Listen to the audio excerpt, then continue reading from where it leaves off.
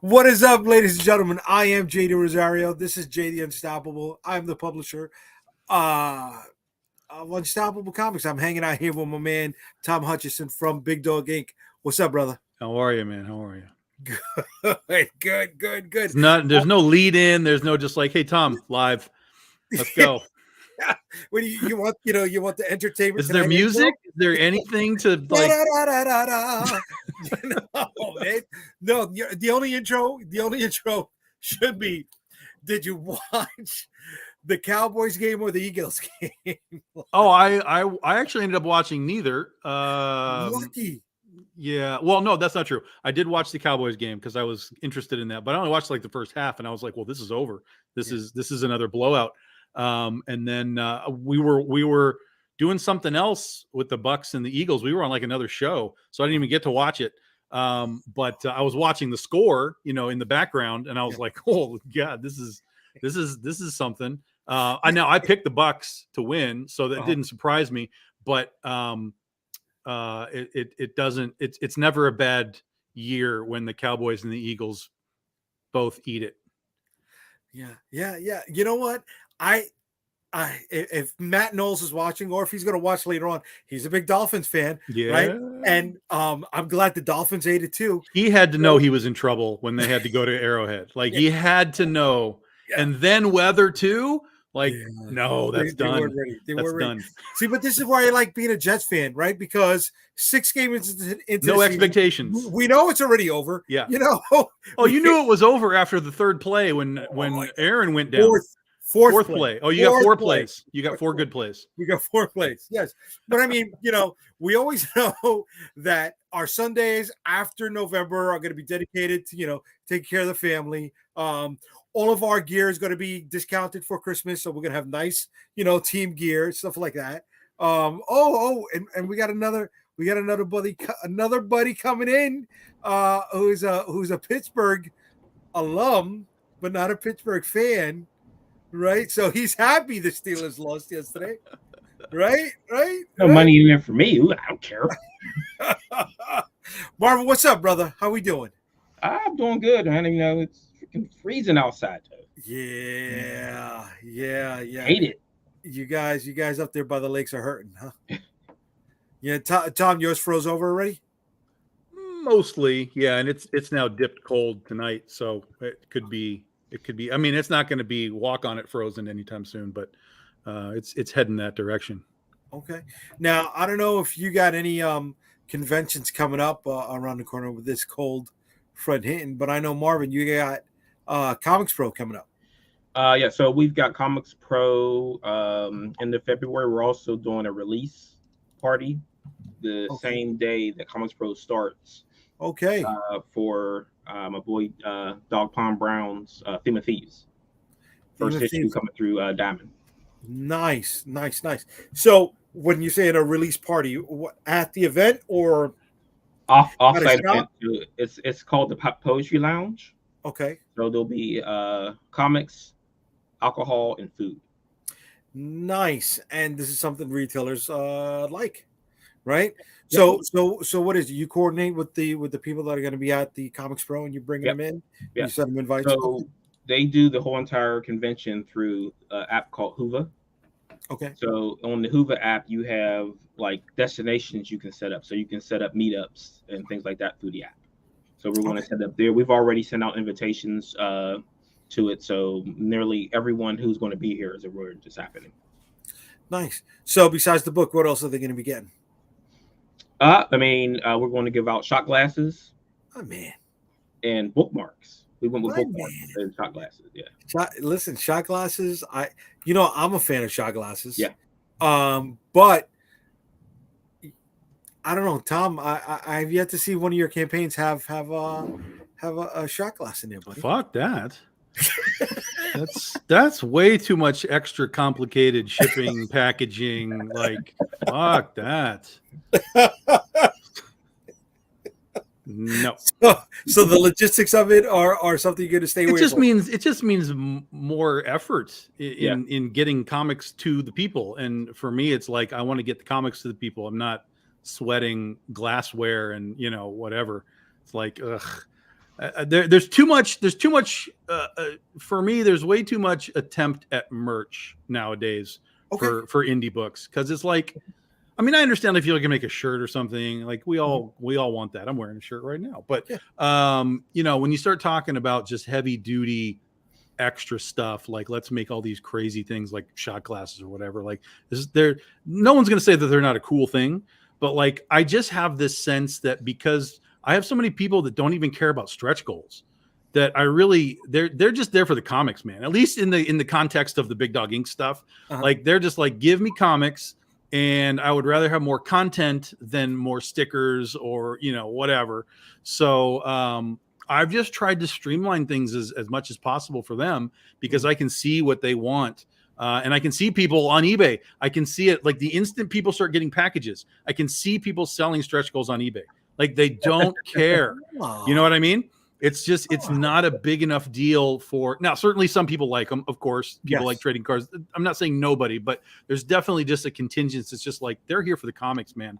And I think we got to try and feed that a lot more than we're worried about 27 stretch goals. So we're talking about comics like this? Oh, what's that? What do you got? This is a special delivery that arrived today. Timed perfectly. From Greenville, Michigan. I don't know. Do you guys know anybody that's from Greenville? Probably somewhere near a lake. Now, Marvin, you're just jumping in. You mind if we do this live opening over here right now? Yeah, sure. Go for it.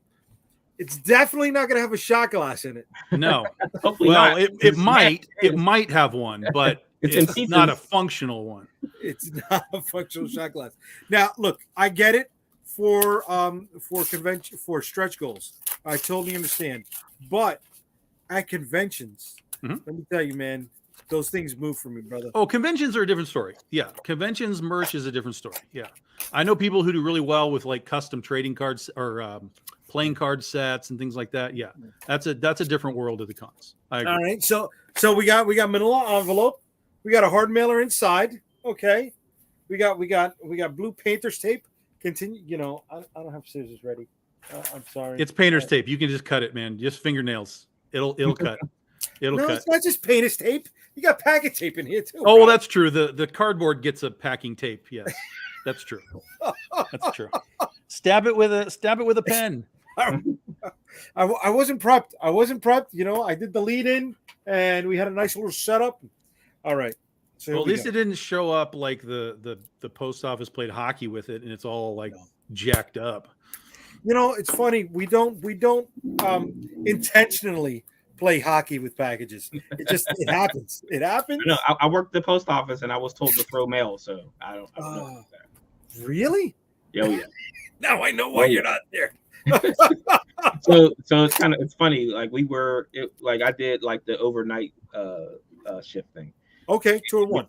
We were flipping mail around, and there was a sign above one of the bins for like New York or Chicago or something. And I flung it. 3-point shot here. Oh no! It flung it, hit the sign, and broke the sign. All right, here we go. All right, see, I like this. I do this too. I always sandwich my boards on the outside when I ship. Right? Some people don't, and things happen. All right. I don't even know what the hell you got. Neither do I. Oh, now I do. Now I remember. Yeah.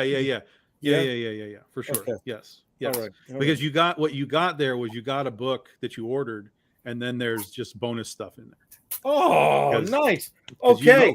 You had loaded me up with some bonus stuff, so I was like, let's get Jay some bonus. Listen, nothing wrong with bonus stuff. We got Yeehaw Vampires. Okay. We got, oh man, this is it. This is right here. This is it. The video game day piece, baby. All right. This was the center one, right? Of the that's the main cover. That's the main logo cover. The main logo cover. Yeah, that's Keith Garvey. Yep. Yeah, because you know what? You got me with the centipede. Of course. You got me with the centipede. Then we did a second one of that with no logo, and we changed the centipede out to Jungle Hunt because she's the jungle girl. So we did the little, nice. bonus side cover. Yeah. Oh. And we also have Goth Day Yeah. to change the blindness. Now, is that a little hint at Miss Antoinette? Oh yeah. Yeah. Okay. She's Okay. the main part of that story. Yeah. Oh, I'm loving this. I'm loving this. Okay, brother. Yeah, and the fact that it came in today was work. So we got some. Listen, don't take this the wrong way. This is going into throne room because that's where I can read in peace. All right, that is a place of excellence for me. All right, I got my last Ronin in there. That's where I had my my dual power bomb. You know, it's great lighting.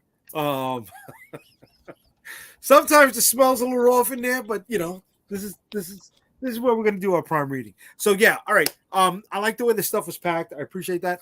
I don't know how many times I've gotten a package and it's just bare or it's a print that's bare with packing tape on it, ripping stuff off, and it's just like, you know, come on, guys. This is the last time you are getting to offer an experience to the person buying your book. Right? For who knows how long, right? To the next campaign. Could be a month, could be 3 months, could be till next year. You want to leave them with a good lasting impression. Many people do not do that, right? That's why I know it sounds stupid, but you know, we brand our shipping boxes. So there's an image there. You know what you're getting before you even open up, and hopefully some of that anticipation builds up and leaves you or leaves the people that buy our books with a little something extra, you know what I mean? Hopefully they come back to that. And that's what you're going to be doing, Marvin, right? With your event. You want to give them a little bit extra, not just showing off the book, but you want to provide them with an experience. Well, right? You want them to take something home with them. And a lot of times some of that stuff ends up sitting on a counter at a store. And it's just something else to recognize. Hey, what's this Comicsburg thing that you guys were showcasing on your little drinky glass there? Is there alcohol in it? Could I have some? I mean, you never know. Never know. Where someone's going to get a look at something like, oh, let me go look these guys up and see what they're about. Can I just say I'm appreciating Marvin's tilted camera. He's going all Adam West Batman tonight. Yeah, that Dutch angel, man. That's some sweet directorial element, man. Well, I got the critter back there. You can't see it; it's so far back. Oh, I see it. I see it. Oh, yeah. Awesome. Yeah. I'm setting up my new space, so I'm like, oh, let me put some of my indie action figures. Nice, excellent. Nice. Yeah, see, JD's is like, well, mine's somewhere. I don't know, man. It's Listen, I gotta look for shit, bro. I got a ton of shit. I got stuff from Boss Fight Studios from years ago that I haven't even fucking opened up yet, you know. And now they're showing off their Red Sonja, and I'm like, oh, that's a sweet piece. That's a sweet piece. Paige always wants me in marketing mode. He always wants me in publisher mode. Always in publisher mode, man. Well, I think Paige needs to be up there at the event for Comics Pro. I agree. Right? But how far is Paige from you? He is in Florida. Bro, you need a hustle, kid. You need a hustle. All right. So I'll throw it into the private chat. And you can pop it up. Yeah. Doodle, what's up, kid? All right, and then we got Rob. Jay, you need some cockroach in your life. So, I mean, we can do a whole entire thing before and after Comics Pro. I mean, I know. I asked you if you want to do it before, but I'm game for it. We got the first email yesterday about the vendor space and everything. It looks like Square Enix is going to be there. Square Enix wasn't there last year, so I'm at Comics Pro. Oh yeah, but aren't they a video game developer? Yeah, I don't know. That's what I'm trying to figure out. What is Square Enix going to be there for? Okay. I mean, maybe they're jumping into the comics. I don't know. I mean, I don't remember ever there being Final Fantasy comic books, but why shouldn't there be? Listen. Whatever it needs to do to promote us, right? Because things are getting crowded, whether it's in the direct market or whether it's in the crowdfunding market, right? And you got to do something any which way you can to stand out. And one of the things I wanted to talk about tonight is a tweet, right? Look at the tweets make big news, don't they? but this Only if thing- you acknowledge them. well, I'm acknowledging it. If y'all stop acknowledging Twitter, it'll go away. See, it's funny. We stopped acknowledging Twitter. It became X. That's true. It's true. Right? But we still call them tweets. So Jimmy Palmiotti, all right, he was a big mainstream guy, a big guy who also went independent very early on, in the 90s, and then still did mainstream work, and now does a lot of crowdfunding work. Right, he's up there. He's I don't want to use the term Mount Rushmore, but he's definitely one of the top guys in the crowdfunding space now. And he just said, something is happening out there, folks. I've had 6 professionals asking me to give them advice on how to run a Kickstarter this past week. I think 2024 is going to be the year where the new way of buying comics is going to be directly from the creators. And I'm fine with that. I think there's a lot to unpack with that statement. Well, what do you guys think? So let me preface this and roll it back to comics work. So this actually came up last year at Comics. Okay. Pro. And there are retailers I know for a fact, because they backed my Kickstarter, and I'm pretty sure they backed Tom's things, that are willing and game to do Kickstarters. Other ones think it's the bane of their existence. They want nothing to do with it. Okay. In my mindset, you should be setting up a computer in that store and getting your customers books, no matter how they exist. If a customer comes in and starts talking about, hey, I saw this on Kickstarter, are you guys going to have this? If you tell them no, you're pretty much just wiping a sale out. I don't understand why anybody would want to embrace any kind of distribution model to get something into their store that their customers won't come in to buy, and they may buy other things. So I think they should have a computer set up in there, launched on Kickstarter, and say, what do you want? And then the store makes the purchase. It comes to the store then sells it to the customer, and they just made a sale. I mean, a lot of them will say that, well, I don't want to wait. I mean, a lot of these things you're not waiting for, because in most instances the books are done. Well, and you wait in the regular industry anyway. Yeah. You order everything 2 months out, regardless. You're always waiting for a comic, guys. Right. So I mean, it's a bad excuse, and I'm pretty sure it's going to come up again this year, and I'm going to stamp my foot again on it and say that this is where the market's going. You're going to have a shift, and if you're not in it, you're out of it, and you're going to be trying to play catch up like all these other stores are doing with Diamond and Lunar and Penguin. You're always in the mode of playing catch up because people don't want to take that chance. Yeah, I think what's happening here though is a little more specific, and I don't know. This is all we have to go by, but the way that people are doing things now, like Palmiotti and some of these other guys, is they're doing Kickstarters, but they're doing Kickstarters with the intent of taking it later to the retail market. Yeah, like that's on purpose. I mean, I even see some of these places like Top Cow and the guys that are doing Hack Slash, these big omnibuses on Kickstarter. Those things, they're crowdfunding those on Kickstarter, but they're funding like the entire print run. That then, whatever portion of it goes to Diamond, right? Yeah. Now there'll be Kickstarter exclusives that you can get, like you only get that cover on Kickstarter.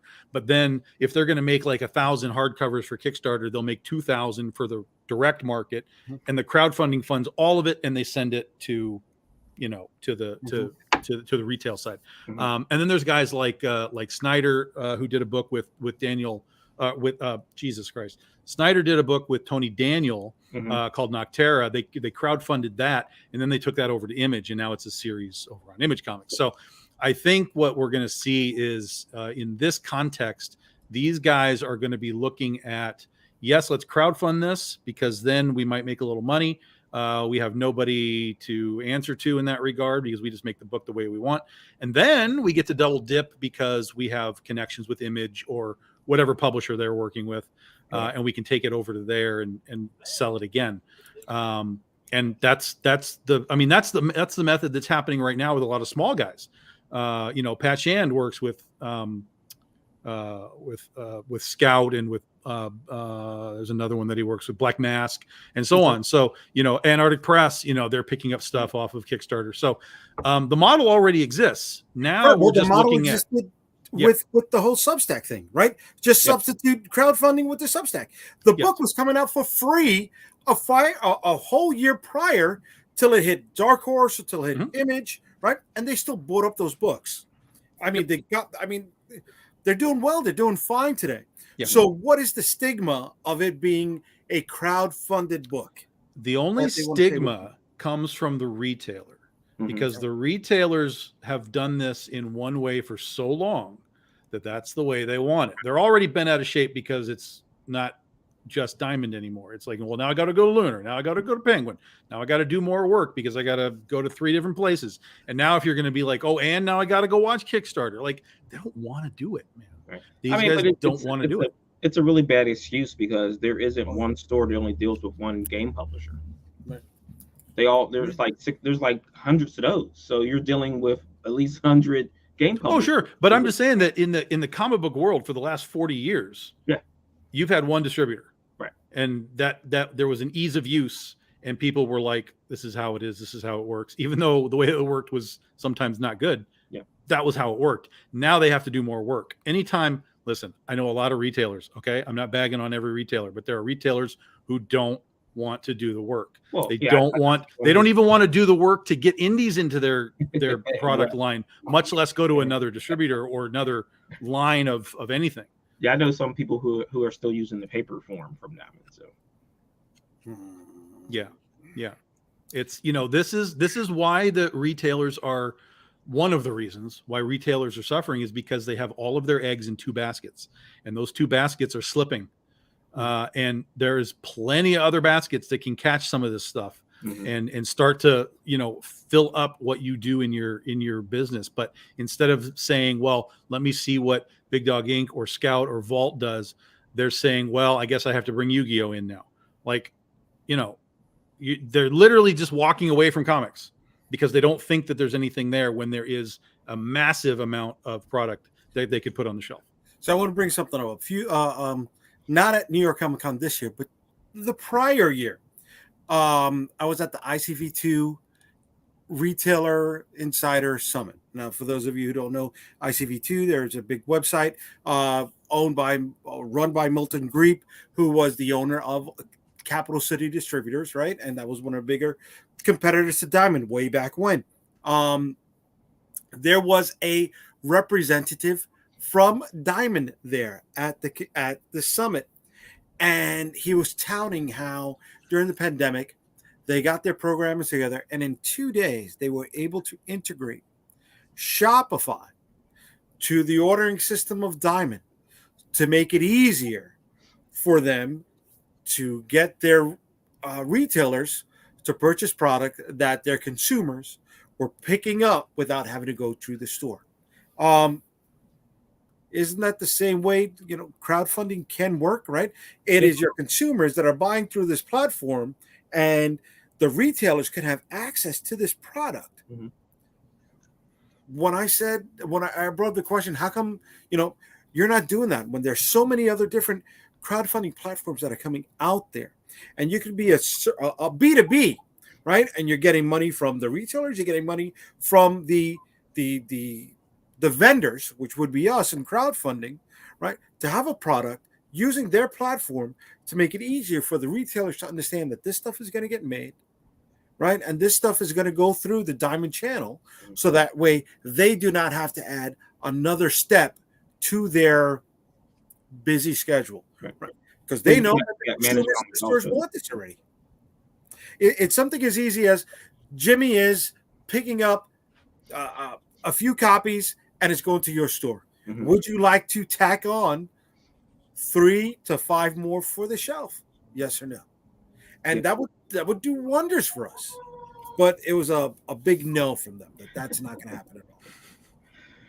I mean, we know that there are these Facebook groups, Twitter groups, whatever, with retailers on it, and someone's saying that it's a bad idea, it's a bad idea, it's a bad idea, and they're all feeding into it.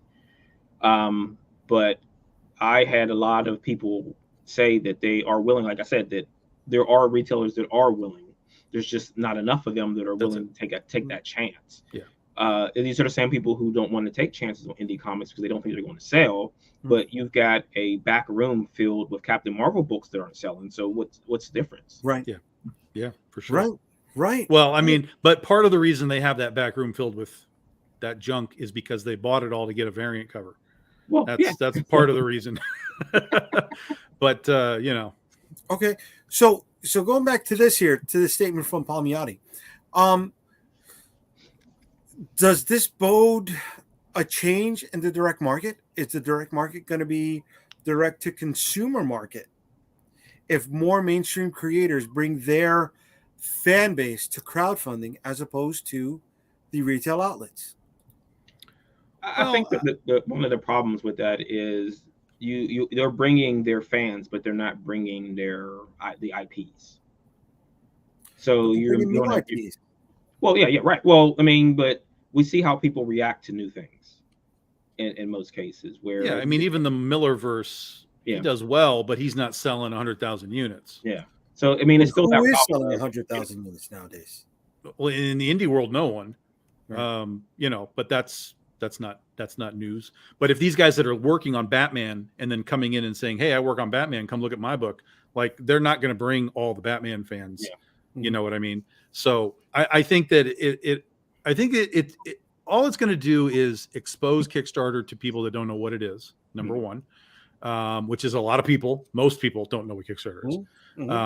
And so in that case, we can potentially, us in the lower levels of this stuff, we could potentially gain some of those eyeballs and some of those buyers, because if they come to buy whoever, Jimmy Palmiotti's book, and they're like, "Oh, what is Kickstarter?" They could poke around and be like, "Oh, what's this Shield of the Interrupter?" You know, interrupt. That was a wild deep cut for anybody that gets that. Congratulations. I mean, but in that space, and also this also gives Kickstarter the opportunity to update their items also and have an in-demand store like Indiegogo has.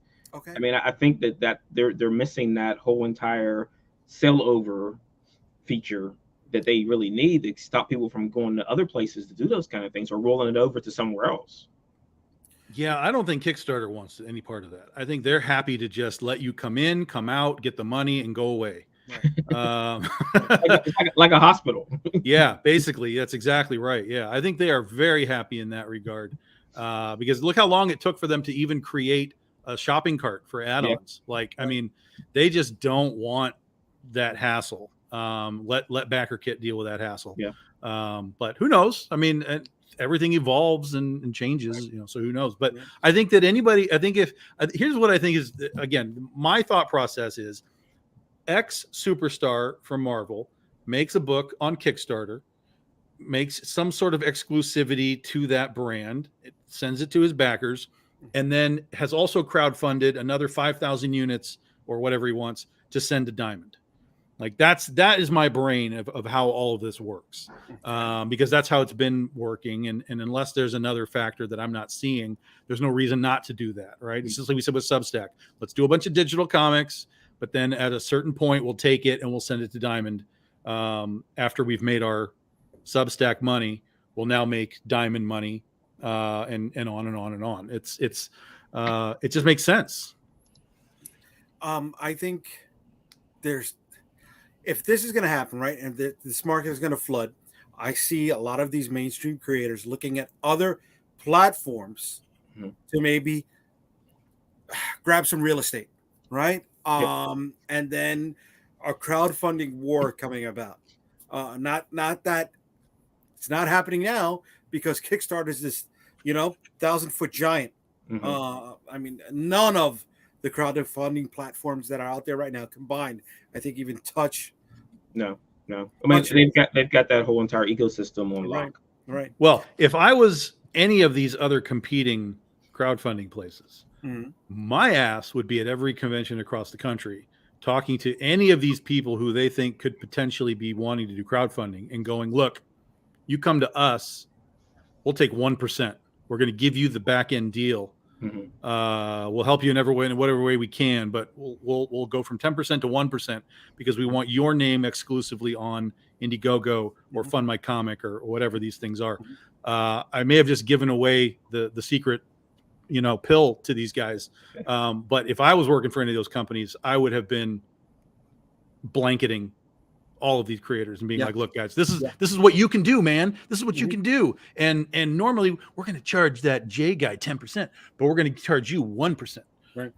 Right. And I think that's why some of these big conventions people need to go to, because for the last few years, eBay and whatnot have been setting up shop on the convention floor with Reed Pops. Okay. Yeah. And it's a telltale sign. But I think one more pill to your secret strategy there is whoever can solve retail integration in their platform is also a winner. Yeah, I think Managed Comics is probably going to be the one, because they're always touting new features in their platform, and they're willing to listen to other people. Okay, I've never heard of them before. I'm sorry. Managed Comics? Yeah, they're another integrated platform like Shopify. They integrate with Diamond, and it's a lot of stores use it for their retail site. So it's Shopify, it's Managed Comics, and then it's Comic Hub. Comic Hub. That's the one with the people based out of Australia? Yes. Okay. Yeah, okay. They'll be at they're at Comics Pro also. Really? Okay. All right. Well, you mentioned Previews World, right? And one of the things in Previews World coming up is I bust Calderon's balls all the fucking time for not having a producer on hand. And, here I am doing the same fucking flops, right? But I'll bring it up over here, Previews World, all right? And Mr. Page Alfred was talking about the Blowtorch Pinpoint Aliens Passage one-shot. And that's coming out when, Marvin? In shops in March. You got 2 days to pre-order. So FOC is this week. That's it. Wow. All right. So we go to a remote location and take out an informant. But for chess member James Washington, aka Pinpoint, and Richard Kincaid, aka Blowtorch, this mission was far from simple and turned into the fight of their lives as they face an alien invasion. How many pages is this one? Page, how many pages is that? Is it 24? I can't. I don't see it. That's not listed on the. No, it's only so it's funny because when DP's book went in there for the first, like, why don't they show the pages? They only show it in the print catalog for some reason. I don't know. It's so weird to not see the page count in there. Okay. So it's 24 pages, $4.99. It's the average size of a price of a comic book, and the average size of a comic book today. Yes. Yeah. Actually comparable with what's going on right now in the market, bro. Yeah. So I mean, I don't know if you want to bring this up now, but I mean, we've been recently discussing going to $5.99, and like print costs or out of hand shipping costs shipping's going up again. I mean, because of your job, but man, the margins are tight.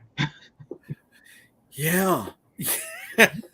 Yeah. And I'm concerned. I'm just concerned that once you put that $5.99 cover price on it, people are still going to, their sales are going to tank.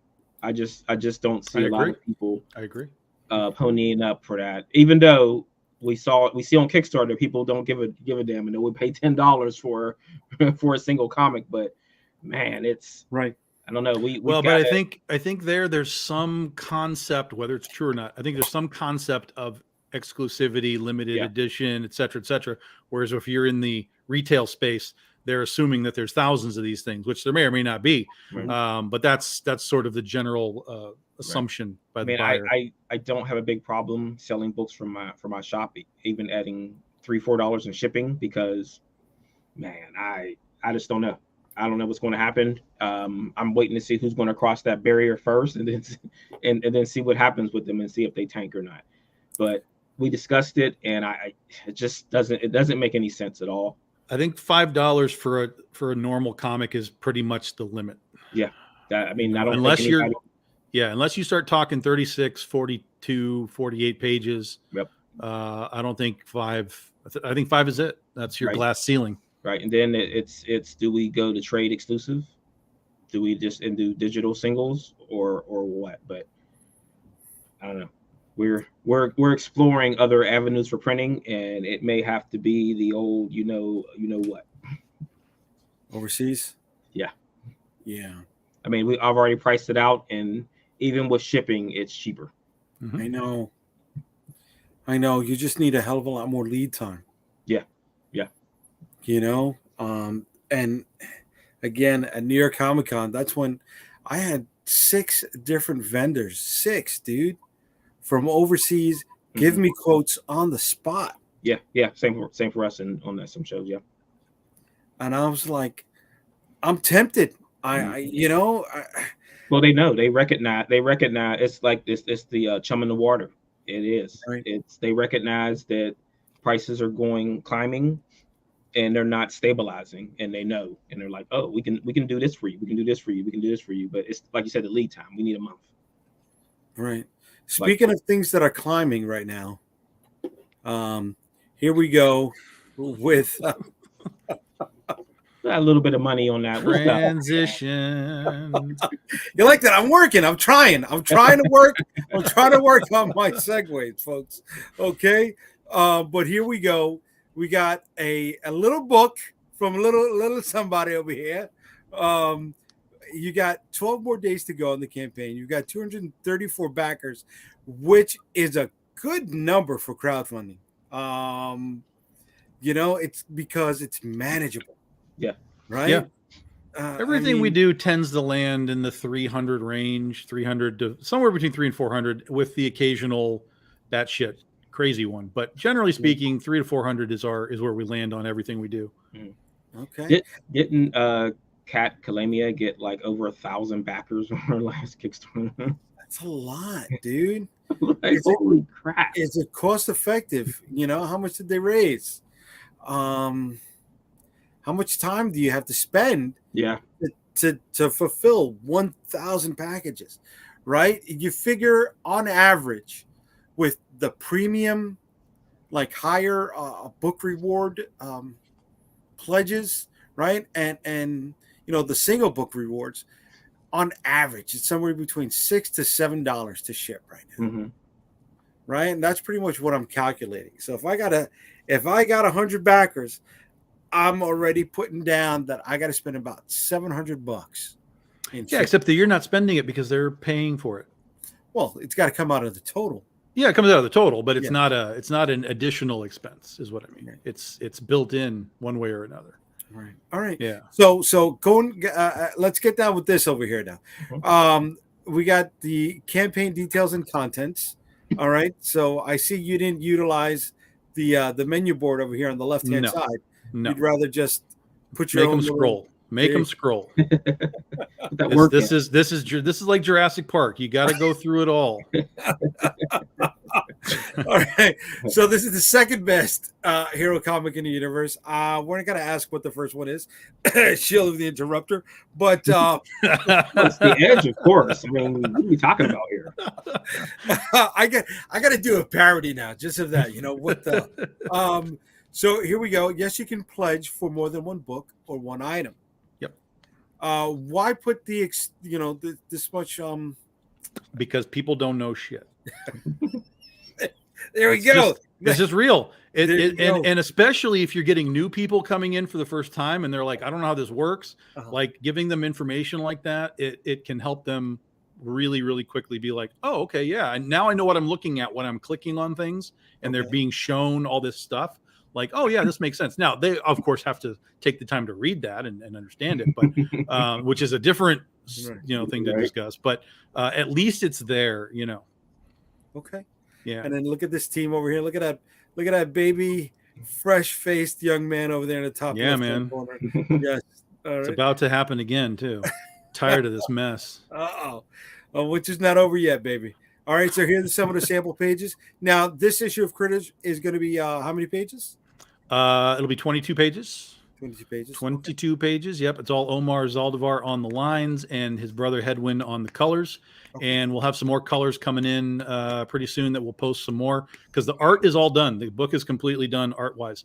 We just have to get the colors finished, and that'll be finished in February, and we'll be off to the printer.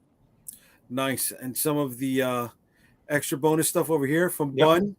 Stretch goals. There's there our you go. continuing chibi line of magnets and stickers. Nice. Nice. Nice little trading card with some pencil line art there. I like that. I like And that. then a bonus pinup on the inside of the book right there from Ryan Kincaid. Nice. Okay. Our variant cover rewards. Yep, This is here's where the you stuff. this is where you make your bank, baby. This Right? is the stuff. This is the stuff. Yeah. Okay. All right. Well, why don't you tell everybody about it? So that's your we always have your basic cover, your A cover. Also remember that the prices that you see, guys, that includes your shipping as well. So there's no $12 plus another $8 or anything. Right. It's just that's your price. That is what you're paying right there. Mhm. So that's your basic cover by FICO Ocio with the logo and so on. Everything else we do is virgin covers so that the art looks great. Like if you're going to grade your books or just frame them yourself, you get a nice clean image, just like you can see right there.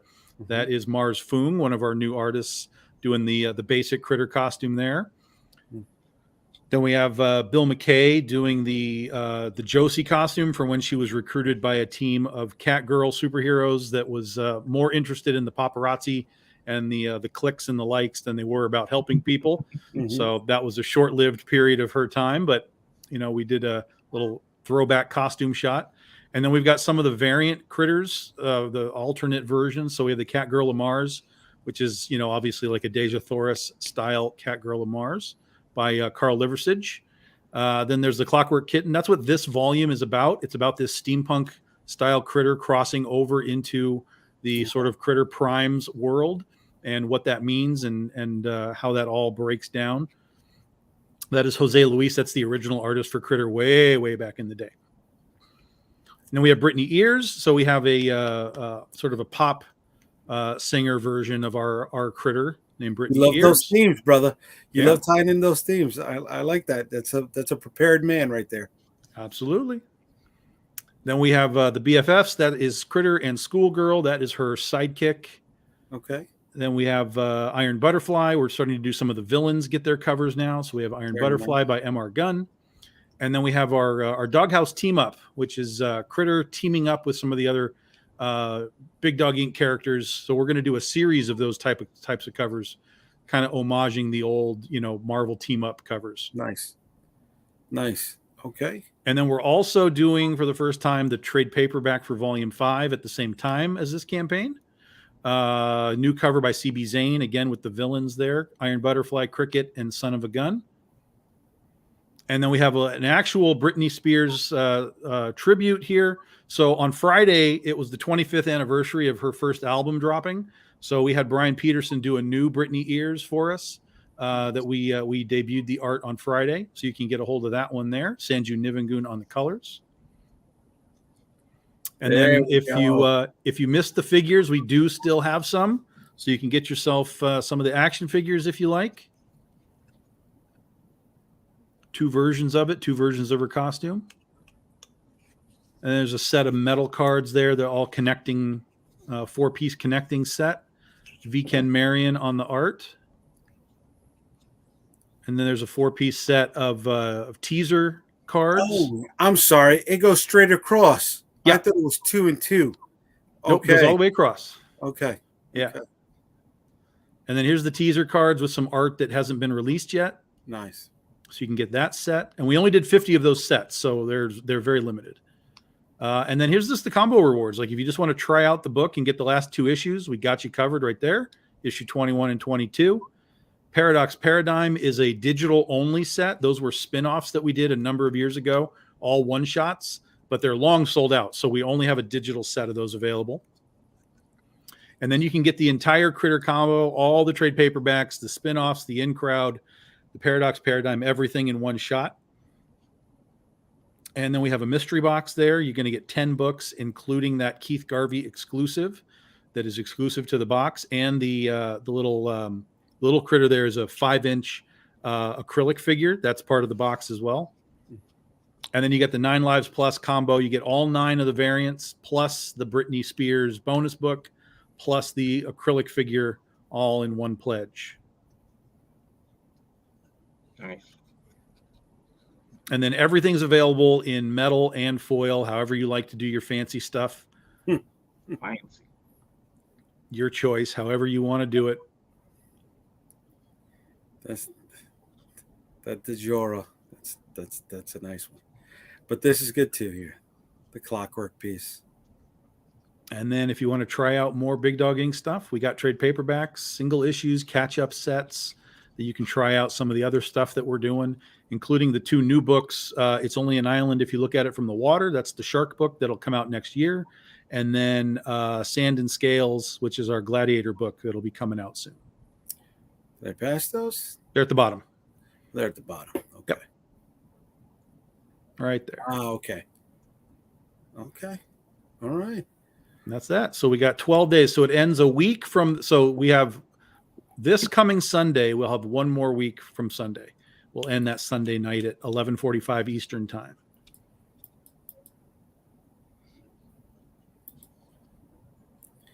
Well, you're kicking ass, baby. You're kicking ass. And it's been amazing, honestly. I mean, when we got to like 15 or so thousand, like in the first week, and I was like, this is what I thought the whole campaign would be. Like, I was really, really surprised. It's been a huge outpouring for this book, which has been just tremendous. So really appreciate everybody. We have an outside chance to hit, 20,000 on this campaign, which is just mind blowing. So, yeah, it's great. It's great. That's good shit. Good shit. I'm glad. And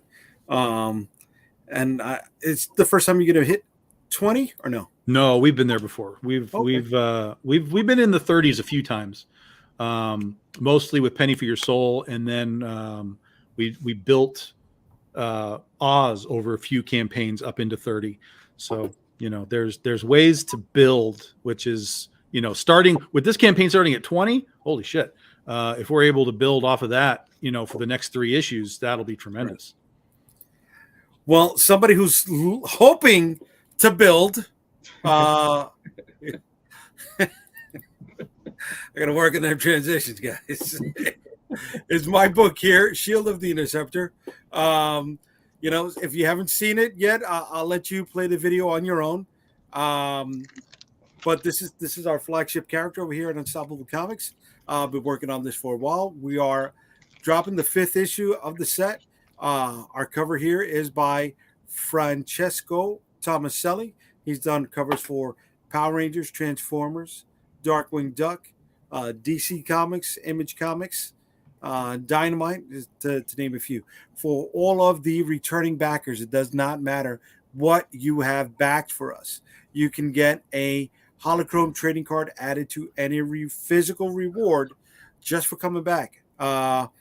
We are about to unlock our first stretch goal, which is another trading card just added to the set, as well as revealing what our second stretch goal is, and that is the new villain that is showing up in the book over here. So that's another card.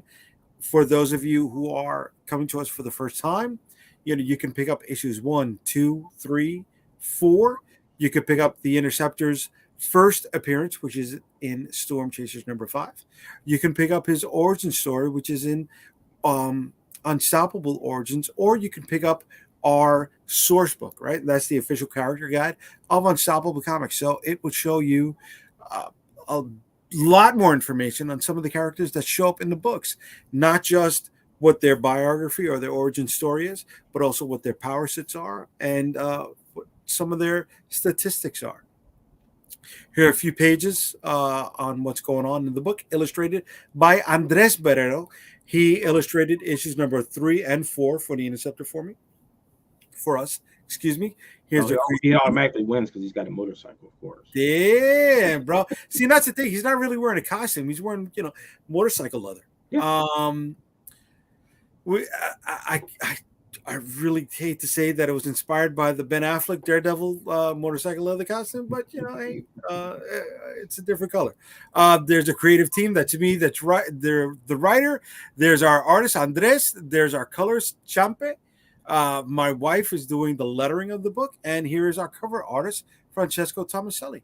Now, one of the cool things I think we've always done with every campaign is been trading cards added as stretch goals.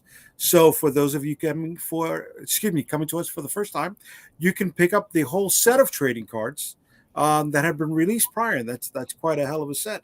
As well as the holochrome trading cards that were offered in previous campaigns. For those of you who are looking to save some space, you can pick up our entire digital catalog right over here. And then we've got some t-shirts. We got a brand new t-shirt featuring Interceptor and one of the villains in the first 2 issues, Fiddle Knot. And then we've got other t-shirts that were in the prior campaigns. So that's it, folks. Check out the video when you get a chance. And if you're not into comic books, well, thanks for checking out the show. But, send some of the stuff to some of the people that that are into comic books. Please. You're only going to help us make more stuff. Share. Share all day, every day, baby. Sometimes more than once a day if you're into it. Nothing wrong with that. But yeah, guys, at the end of the day, we're putting our money where our mouth is. Yeah. Right. We've believed in ourselves and we have found some way to be successful. That's why we're here as long as we have been and exploring all these different avenues. Do you think, going back to this original statement, that mainstream guys are a good idea in crowdfunding? I mean, it can't hurt. Like you said, that if they can bring their audience, that expands the field. Okay. So that just makes it better for everyone who's going to use that platform to get their books out, that more ads are going to be in it. Like I said, that Kickstarter owns that ecosystem. They've got all those email addresses. Every time something's launched, somebody's getting an email on it about, hey, this new thing has been launched. You never know what new ads you're going to get on something. All right. Yeah. Anybody who's looking at this as a problem, like, oh my God, I can't launch a project if Jimmy Palmiotti's launched a project. I can't launch a project if Todd McFarlane's, then stay home. Just stay home. That's the most nonsense thing you'll ever heard. Should I not launch when Brian Pulido is live? It's nonsense, and you don't understand the platform, and you don't understand how any of this works. Stay home. Yeah. I will be happily, to bring in these guys because they're not competing with me. I'm not competing with them. Well, let me rephrase that. We are competing because there's only so many dollars that, sort of everybody makes choices of what they want to do. But if you have command of your audience and they like what you're doing, they are going to come back to you when you do another thing. Now, if you happen to be on at the same time as Todd McFarlane or whatever, and they're like, well, I'd really like a Spawn book. Okay, maybe they buy one Spawn book and one of your books instead of 2 of your books. But if you have command of your audience and your brand and your storytelling, your fans will keep coming back to you again and again, regardless of what else happens to be happening on the and platform. What happens if that creator sees your book is side by side with theirs? They're like, oh, let me shout this person out. Yes. Yeah. Well, when you go through a campaign, at the bottom it says, oh, you might like these things. And so eyeballs. It's eyeballs. We have to have eyeballs. That's it. Guys. That's it, guys. I think we brought up some very interesting topics. I think this should be explored more when we see these creators hit the platform, right? Yeah, I'd be really interested to see what they're going to bring to the table. A good book is a good book. I don't care who does it. All right, Marvin. We're wrapping this up, so tell people where they can find you, bro. So as it says on the bottom there, at the Edge Comics. So when you search for that, you can find me everywhere because now I put it into my X, Twitter, whatever profile. So now it comes up. So you got me on Facebook, you got me on Twitter, you got me on Instagram. You don't have me on any of the other ones yet because that's spreading myself a little too thin. Okay. But if you need to get in contact with me, always go to theedgecomic.com and there is a shout box there, so you can message me there. Nice. Tom, where can they find you, brother? Yeah, same thing. You can just look up Big Dog Inc. anywhere you go. We pretty much live on Facebook, so everything kind of starts here for what we do. So if you want that news right at the start, join us on Facebook. There's a Big Dog Inc. fan page as well if you want to join the page. Otherwise, you can friend me up, follow me there. But we're on Instagram and X and TikTok and all that kind of stuff too. And this is where you can find me, folks. Thank you, everyone who has checked us out, and thank you for who's checking us out on the restream. Have a good one, everybody. Later. All right.